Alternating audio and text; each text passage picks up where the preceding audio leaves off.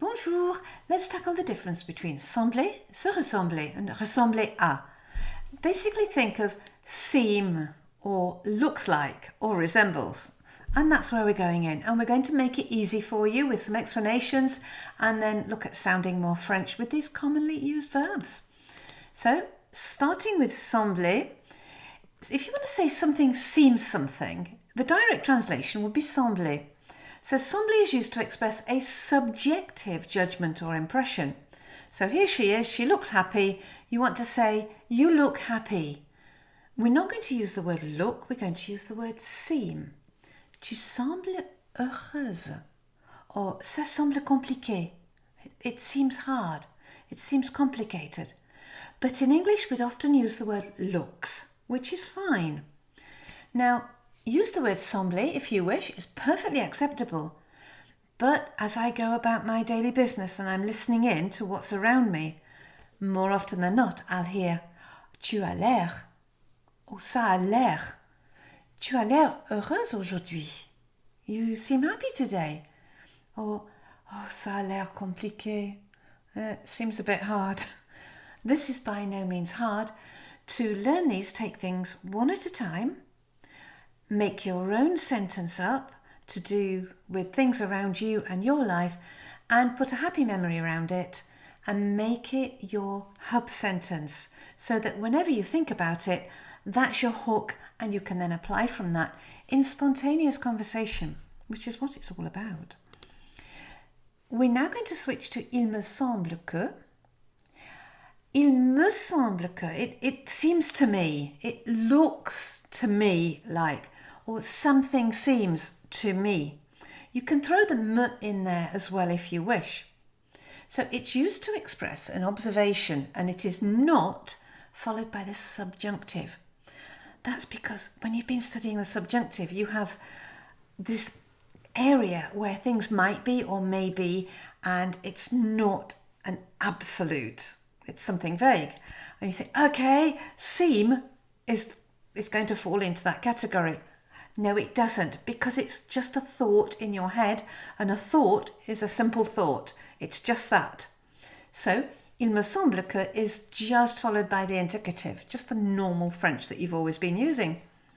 So, here's some rain clouds. Il me semble qu'il va pleuvoir. It looks like it might rain. And there you think, that's going to be the subjunctive. But il me semble que covers it all for you. So you don't want to double up anyway. Il me semble que tu comprends. Il me semble que tu comprends. You could equally say, il semble que tu comprends.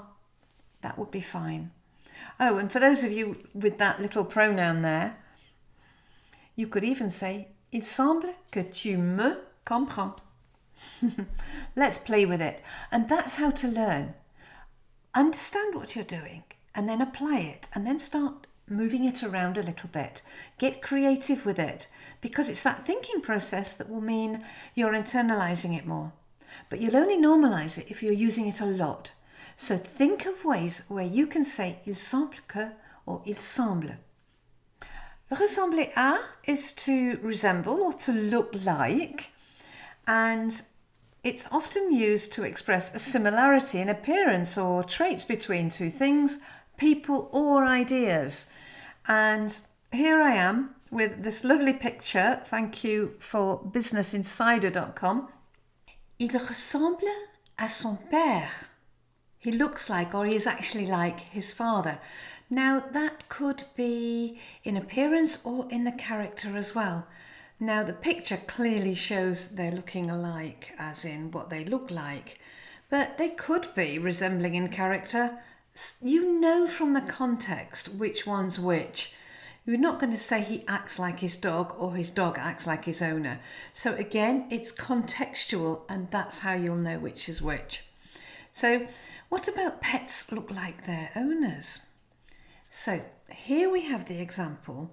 Les animaux de compagnie ressemblent souvent à leur propriétaire. Pets often look like their owners. But you've got this, if I just go down here, ressembler à, you've got to deal with the à. And if you want to start shuffling that up front with a pronoun, it changes its position. So, cela lui ressemble tout à fait. So the a goes in that resembles him. A French person making a mistake would say that resembles to him because they're trying to translate the a. We don't use a, we don't use to, we just say it direct. That resembles him, that's like him. So it could be, ça lui ressemble tout à fait. That rather seems like him, it's the kind of thing he would do. It looks like him. You would know from context which one it is. It's as simple as that. And by the way, if it seems like her, it's also lui. Ça lui ressemble tout à fait. Because in this situation, lui is used for him or her. Let's look at se ressembler. Se ressembler is to kind of reflect back on yourself. It is a reflexive verb. It's when you want to use each other. So these twins look like each other. So it's used to describe a mutual resemblance between people and things. So it implies similar characteristics. It's more of a physical resemblance than is like your father. If you're going to say, oh, you're like your father, and you're moaning, you'll be go, oh, tu ressembles à ton père. So that's the one to use for the things that you do.